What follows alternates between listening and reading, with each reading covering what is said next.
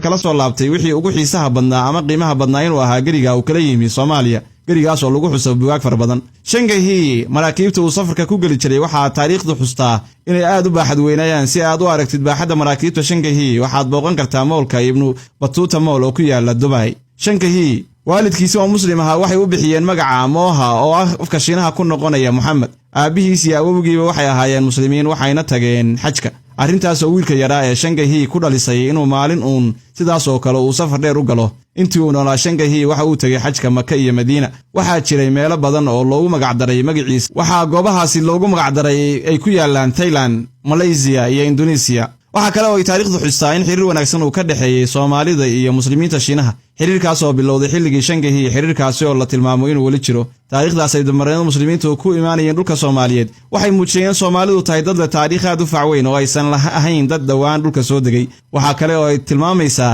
in Soomaalidu yihiin fac xadaarad sida Muqdisho ay ku yaaleen warshado lagana dhoofin jiray alaabada ay ka mid ka yihiin dharka lagu sameeyo Soomaaliya waxaan ahay Muxiidiin Cabdi oo juqraafi kala socotaan haddaan ugu cusub tahay fadlan page-ka Flowsar haddaan la socotayna like share bisugu darso u gaaro saaxiib